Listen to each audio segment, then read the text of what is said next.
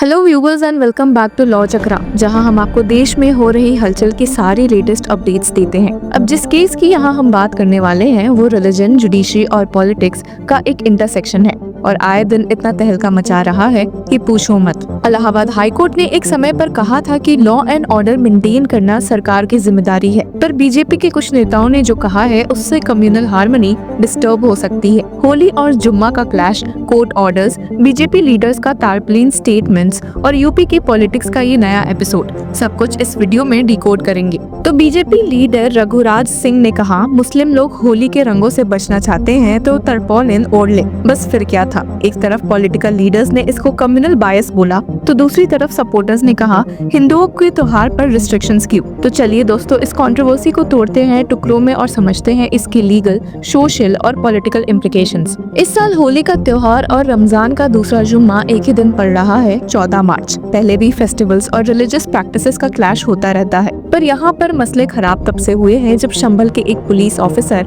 अनुज कुमार चौधरी ने कहा, होली तो साल में एक बार आती है मगर जुम्मा तो 52 बार आता है, तो जो लोग रंग से बचना चाहते हुए वो घर पर रहे। मामले और सेंसिटिव हो गए थे जब यूपी सीएम योगी आदित्यनाथ ने भी पुलिस ऑफिसर का सपोर्ट किया। कहा अगर नमाज पर ही जाना है तो घर पे भी पढ़ सकते हैं, पर अब शायद ये मामले हेट स्पीच की ओर जा सकते हैं, क्योंकि बीजेपी के रघुराज सिंह ने एक और लेवल ऊपर जाकर कह दिया कि मुस्लिम आदमी भी तरपोलिन ओढ़ ले जैसे उनकी औरतें बुर्का ओढ़ती है। तो सवाल ये है कि क्या ये स्टेटमेंट सही है या हेट स्पीच के दायरे में जा रही हैं। इलाहाबाद हाई कोर्ट ने एक रीसेंट ऑर्डर में ये कहा था कि रिलीजियस फेस्टिवल्स के टाइम कम्युनल हार्मनी बनाए रखना स्टेट की जिम्मेदारी है। मार्च 2024 के एक रूलिंग में कोर्ट ने बोला था कि लॉ एनफोर्समेंट एजेंसीज अनबायस्ड होनी चाहिए और किसी एक कम्युनिटी के अगेंस्ट टारगेटेड पुलिसिंग नहीं होनी चाहिए। ये कहना इलाहाबाद हाई कोर्ट के गाइडलाइंस के अगेंस्ट जा सकता है, क्योंकि कोर्ट ने कम्युनल बैलेंस मेंटेन करने की बात कही थी, ना कि एक तरफ को प्रोवोक करने की। पर सवाल यहाँ पर ये भी उठे हैं कि क्या सुप्रीम कोर्ट का इंटरफेरेंस पॉसिबल है।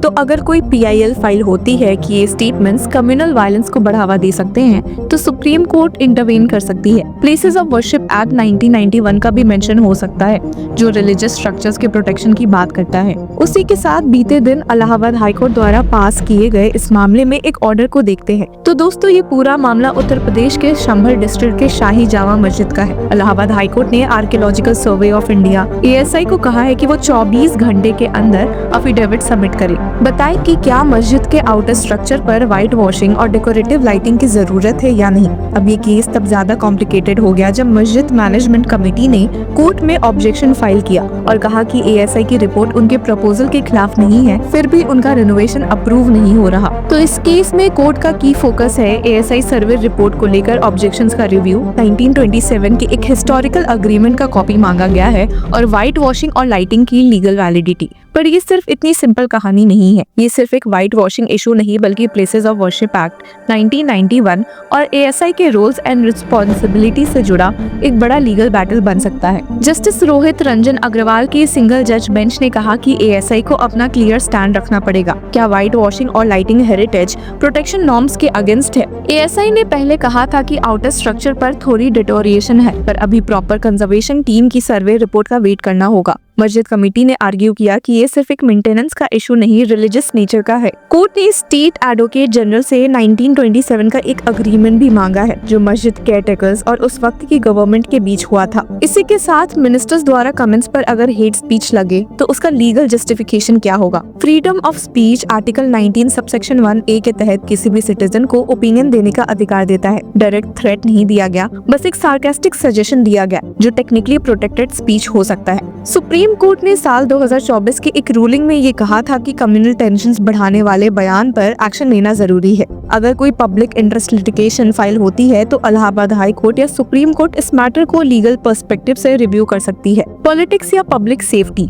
यूपी गवर्नमेंट का स्टांस इस केस में ये रहा है कि योगी आदित्यनाथ ने खुद ही कहा कि स्टेटमेंट ऑफिसर का गलत नहीं है। अगर नमाज जरूरी है तो घर पे भी पढ़ा जा सकता है। यूपी गवर्नमेंट का कहना है कि होली और जुम्मा दोनों पीसफुली हो सकते हैं, बस बस लोग कोऑपरेशन करें। हालांकि अपोजिशन ने कहा कि बीजेपी सिर्फ इलेक्शंस के पहले ऐसे स्टेटमेंट्स देती है ताकि कम्युनल पोलराइजेशन हो। मुस्लिम क्लरिक्स और AIMIM लीडर असाउद्दीन ओवैसी ने इसको डायरेक्ट रिलीजियस टारगेटिंग कहा है। तो क्या ये सिर्फ इलेक्शन से पहले का पॉलिटिकल स्टंट है या सच में कम्युनल बैलेंस का इशू है? और अगर इस मामले में केसेस इलाहाबाद हाई कोर्ट और सुप्रीम कोर्ट जाए तो वो क्या कर सकते हैं? अगर ये मैटर कोर्ट तक पहुंचा तो इलाहाबाद हाई कोर्ट इसको लॉ एंड ऑर्डर के एंगल से देख सकती है। इसके फिर पॉसिबल आउटकम्स ये होंगे कि Allahabad high court UP police को स्ट्रिक्ट गाइडलाइंस दे सकती है कि किसी कम्युनिटी के अगेंस्ट बायस्ड रिमार्क्स ना दिया जाए। पब्लिक इंटरेस्ट लिटिगेशन फाइल होने पर सुप्रीम कोर्ट भी सू मोटो कॉग्निजेंस ले सकती है, जैसे पहले हेट स्पीचेस केसेस में किया गया है। अब इस मामले में समाजवादी पार्टी के अखिलेश यादव ने कहा कि बीजेपी सिर्फ इलेक्शन से पहले कम्युनल स्टेटमेंट्स देती है, उनका असली मुद्दा गवर्नेंस नहीं पोलराइजेशन है। और वही आजाद समाज पार्टी MP चंद्रशेखर आजाद ने क्या कहा है, सुन लेते हैं। प्रदेश में इसी तरह से जो है लोकतंत्र की धज्जियां उड़ रही हैं और जंगल राज उत्तर प्रदेश में चल रहा है। इसी के खिलाफ आज मैं तख्तिया लेके पार्लियामेंट के बाहर खड़ा हूँ। काशीराम साहब ने कहा था अगर आप हमें सड़कों पार्लियामेंट में नहीं बोल देंगे तो हम सड़कों बोलेंगे, लेकिन अब तो सड़कें भी जो है वहाँ बोलने का मौका ख़त्म किया जा रहा है। आज हमारा विरोध प्रदर्शन था लखनऊ में, उसको रोका गया है। हजारों कार्यकर्ताओं घरों पर डिटेन किया गया। जो कार्यकर्ता घर से निकल गए उनको रेलवे स्टेशन पे, जो गाड़ी सके गाड़ियों में, कहीं टोल नाके पे बसों को रोका गया और जो हजारों की संख्या में लखनऊ पहुंच गए उनको भी डिस्टर्ब किया जा रहा है। हमारे सभी नेताओं को डिटेन किया गया है। ये डरी हुई सरकार है।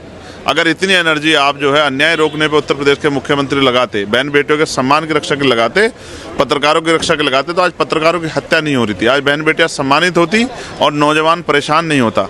अगर इतनी जो है आप व्यवस्था कानून का राज लाने में इन हमलों को जो बारातों पे हो रहे हैं, जो पिछड़े वर्ग पे, दलितों पे, किसानों पे, मुसलमानों पे जो हमले हो रहे हैं, जैनों पे, सिखों, बौद्धिस्टों पे जो हमले हो रहे हैं, उन पे अगर आप लगाते तो शायद आज उत्तर प्रदेश में अन्याय नहीं हो रहा। लेकिन आपको क्या लगता है, ये सिर्फ एक पॉलिटिकल गिमिक है या सच में कम्युनल हार्मनी डिस्टर्ब होने का रिस्क है?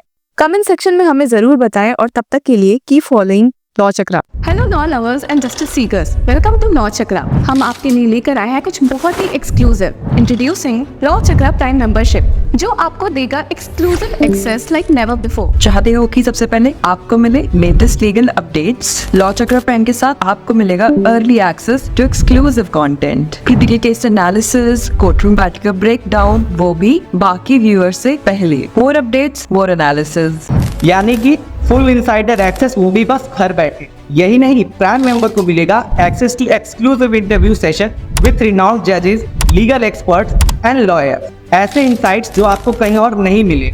इसी के साथ अगर आप कभी सोचे कि हम कैसे लेकर आते हैं आपके लिए ये लीगल अपडेट्स, तो इसके लिए भी प्राइम मेंबर्स के लिए है हमारे पास एक special sneak peek behind the scenes of law chakra. Brainstorming session से लेकर ब्लूपर्स तक सब कुछ। In short, more content, more update and more analysis. Political legal controversies हो या इन डेप्थ लीगल सेशंस, सब कुछ आपको मिलेगा एट वेरी मिनिमल प्राइस। बनिए लॉ चक्र की प्राइम मेंबर और अनलॉक कीजिए full potential of legal knowledge. अभी ज्वाइन कीजिए।